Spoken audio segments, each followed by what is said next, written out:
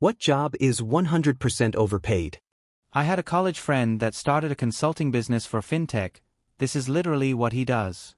Gets feedback from employees, current and former, plus online information, Glassdoor, LinkedIn, Twitter, Reddit, Facebook. Packages it nicely for the company and get paid handsomely for it. The best story he shared was a major company that was using pulse surveys for about 4 years and not really following up on them. He summarized 4 years of pulse survey summaries and gave it to them, and they gave him a bonus for getting this crucial info back so quickly. He said the disconnect from the board, to the C-suite, to the functional groups that run these is so vast it's comical. One of my favorite stories about useless consultants involved Bradford University. In 2004, they paid consultants £20,000 to come up with a new name following a merger.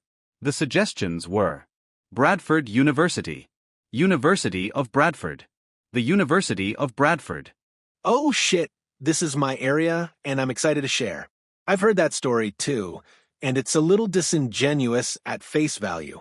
The consultant's fee likely included copyright research and trademark execution, and additional rounds of research should the selected name fail to stick for any myriad of reasons. It may also have included mock-ups and prints and sample swag sporting the suggestions to give client a real-life feel for the decision. A good consultancy would also include models sporting said swag in the real world, whilst polling random people to see what plays well with audiences. Anyway, my point is you can burn through $20,000 real quick. Even still, that pales in comparison to the fallout of selecting a name/logo that looks like shit in print or comes off as kitschy and uninspired. By way of example, I had one client call us, and because they had created a logo that was physically impossible to embroider. Another called us because their name, Dixon, looked like Dick's son from various angles when stenciled on a sailboat they were sponsoring. All that is to say, I understand why $20,000 sounds redonk on the surface, but it's easy to spend on a serious effort and can actually save you money. 20 years licensed realtor here. Totally agree. I mean, spot on. 100%. I tell friends all the time that it would be cheaper for them to go and get their real estate license themselves than it would be to use me. They always have the same response: I don't have time. I mean, you do. You do have the time. Nobody listens though. Thanks for the 10K to walk around and do some internet searches. Selling is a little different. I do spend a bunch on marketing, however, I do way less work. Try to take note of this. The other jobs on this list, CEO, politicians, etc. These are jobs that you will never. From my experienced consultants, they find a company in dire straits. Tell them they are the best possible person in the world to fix their problem. They have a PhD, in fact, in fixing this particular problem. They tell the client everything they want to hear. Give a few PowerPoint presentations. Tell companies they need to work their employees 3x as hard or spend 3x on some technology. Then poof, they are gone with a fat wad of cash and no responsibilities to implement the changes. Jobs where the value comes from some asset, if you own the asset. For instance, a friend of mine who worked in construction in the 90s said that if you wanted to hire a crane to build a tall building, the crane hire guy would charge $10,000 per day. What's more, the land itself was used as collateral for the crane hire. So if the developer went bust and nobody paid the crane guy, the crane would continue to sit on the site accruing fees until they'd eventually end up owning the property. The actual work involved in operating the crane is complicated. You need proper training and a license. But it's not $10,000 a day plus some free real estate complicated. TLDR, each hour of your labor is worth more if there are assets attached.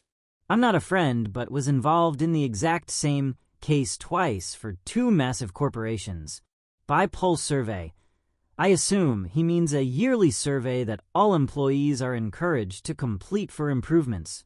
First of all, and what I also tried to communicate is that those surveys are pointless. Most of the employee feedback doesn't generally change over the years. COVID was an exception rather than a rule.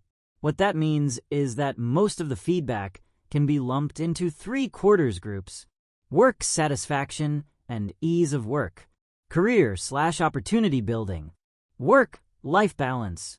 It's the same feedback each year. make decision process quicker, automatize manual copy-pasting, more space in office, clear path of career building.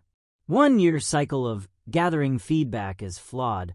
Before you get to start working on implementing something, you get another survey.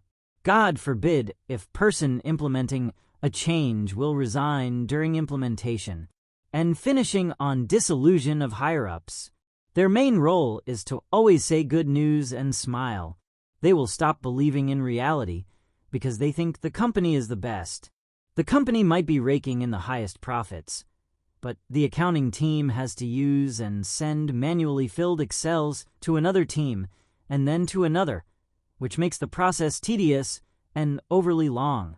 I had this case, and execs were surprised because they thought that the company is modernized to perfection.